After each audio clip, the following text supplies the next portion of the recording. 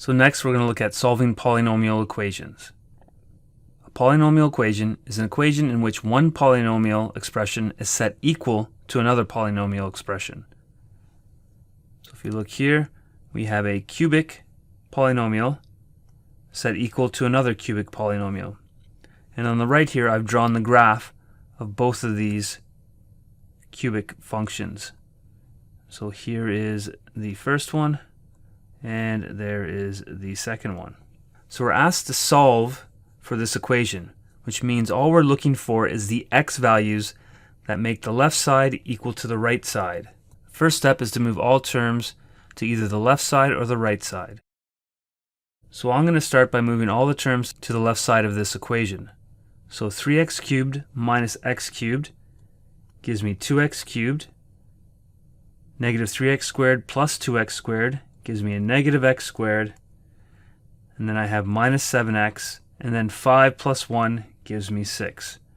And that is all equal to 0. So next we need to factor and solve for x. So let's call this f of x.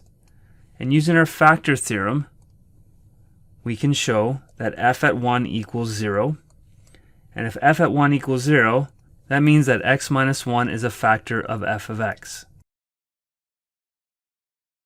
So next we need to find the remaining factors using long division. So take a moment now and divide f of x by x minus 1.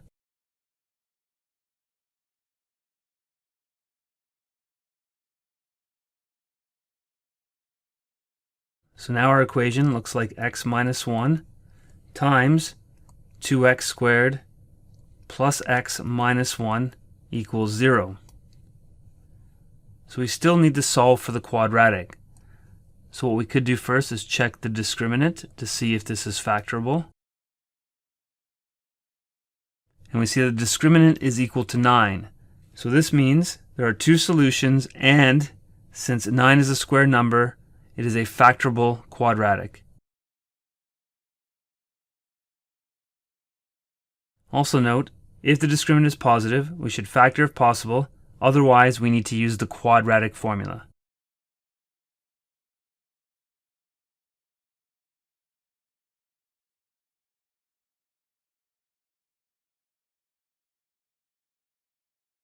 So since this is factorable, we get x minus 1 times 2x minus 3 times x plus 2 is equal to 0. So our last step is to set each factor equal to 0 and solve for x. So in this example, we have three solutions. If we sub x equals 1 into the left side, we should get the same answer if we sub x equals 1 into the right side of this equation. But again, what you actually have found, at what x values these two curves intersect. So this point here has an x value equal to 1. This point here has an x value equal to 3 over 2 or 1.5. And this point here has an x value equal to minus 2. Second example. So same steps, move all terms to one side. So when I do that, I get 2x cubed plus 3x squared plus 8x plus 20 equals 0. Next, I need to factor this expression.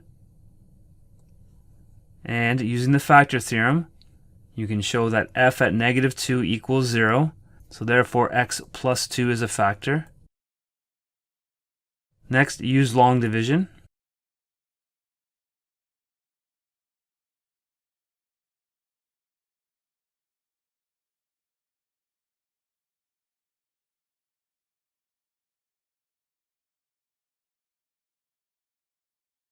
Rewrite your original equation. So now we have x plus 2 times 2x squared minus x plus 10 equals 0. Since we're left with a quadratic, we can check the discriminant. And we end up with negative 79. This tells us there are no solutions for that quadratic equation. So we set our only factor equal to 0, and we see that x is equal to negative 2. So if we go back to the top, if we were to sub -2 onto the left side of this equation, we would get the same answer if we subbed it on the right side. That also means if we looked at the point of intersection of this cubic function with this straight line, there would only be one point of intersection, and it would be at an x value of -2.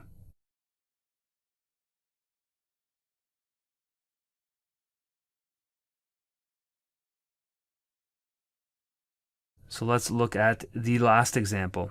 So once again, we need to move all terms to one side. So this time I'm going to move it all to the right side. So I'm going to get 0 equals 2x cubed plus 2x squared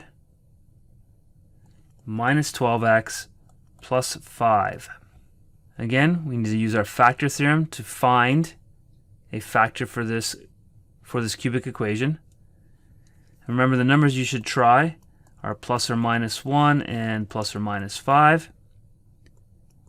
And if you try f at -1, you don't get a 0.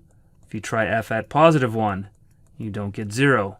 If you try f at -5, you do not get 0. And if you try f at 5, again, you do not get a 0.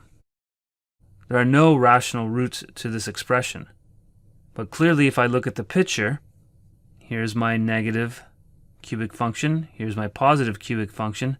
There are 3 points of intersection. And at this point, you'll need to use graphing technology.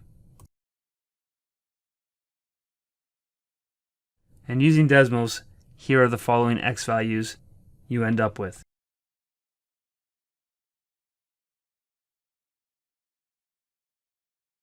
So in Desmos, you would type in both equations, and then you would just click on the point of intersection to get your x values.